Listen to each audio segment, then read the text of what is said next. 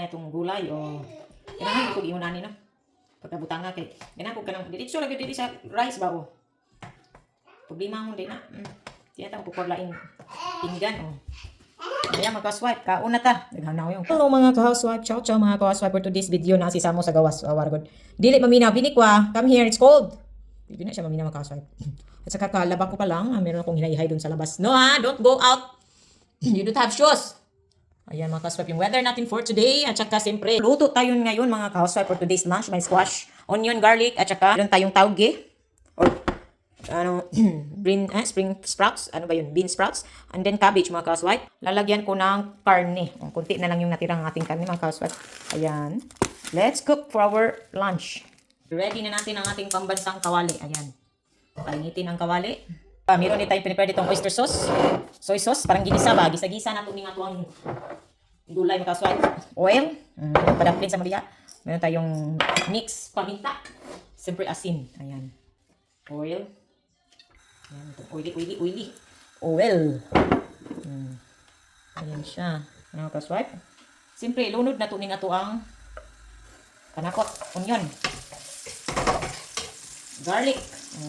Sunod ang karne. Karne na ito. Gamay eh. Apil ang styrofoam. Gamay na akong karne. Kaya, siyempre, gulay man atong gusto ani. Di man ang karne. Pero lamig yung butangan ng karne, no? Di man ko vegetarian. Carnitarian man ko. Ayan. Vegetarian ko. Ako naman. Basta mauna ko. Mix lang na oy.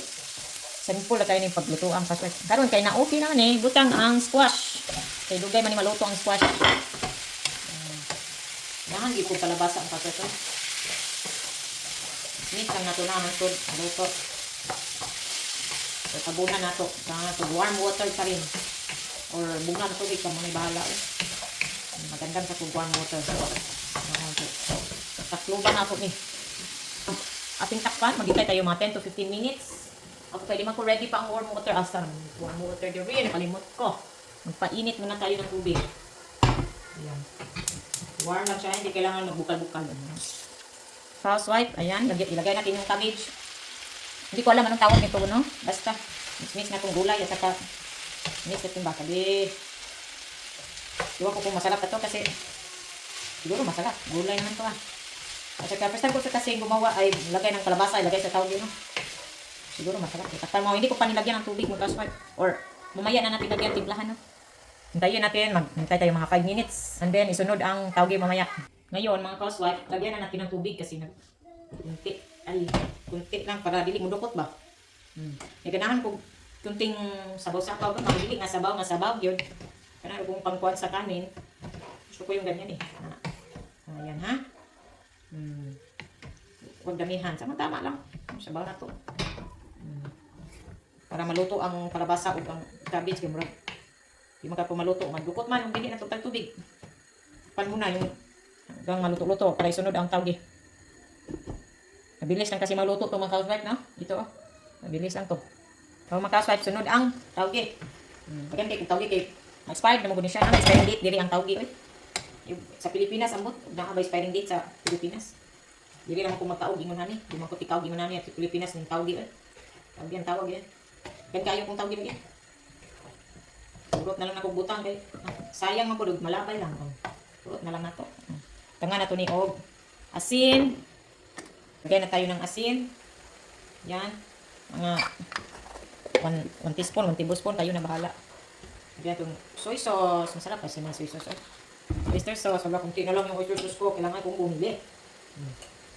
Tingnan natin kung tama-tama na ba yung soy sauce. Mix na. Ito, no?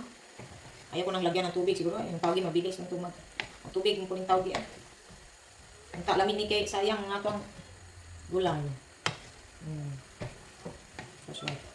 Kamay ra kayo yung karne, no? Wala nakita ang karne. Mix na itong tarong. Ang na siya. Patay ako yung unang kaon na nigurot. Dagadaghan ba pa siya? Karon mga housewife, at tikman natin kung kulang ba sa asin. Damis-damis. Masarap din naman eh. Ay, nakalimutan ko. Paminta pala eh. Paminta. Gulay tani. Dami naman po. Murag kulangan og soy sauce. Kanang po gamay. Dami naman po mga housewife. Kasi hindi ganahan ni gulay na. Nahan ko gulay. Hindi na ito tabunan, kaya ron, di kayo mahimong sabaw. Nanaon na nato. Pero pag kakaon, nagutangan kalabasa ni nga itong naning style pagkaluto ah. Tawgi o ka ng cabbage, dili ko matinga o karne, pero butang kalabasa, ambot na yun. After mga 10 minutes, kauno na nato ni. Ayan mga ka-housewife, nahuman ang atong giluto, no?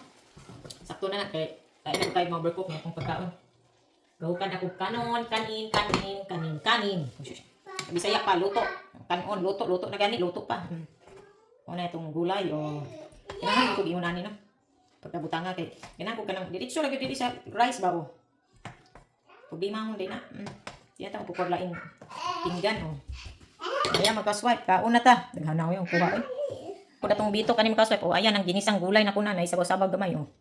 Ngaon na ta. Sayon naman ko ni paghimuang makaswet. Dali na po mahuman ng luto. Di na problemahon ba? Ito ang pagluto kaya na. Gisa ko na na. Tanging tubig gamay. Amet. Amet. Amet. Init-init pa.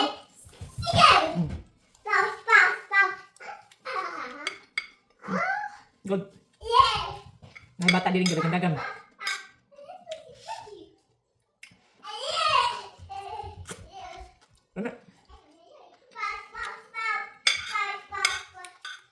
Nagsige ko gulay ron. Meron. Cheers. Mga unta, kain tayo. Ubusin ko muna to.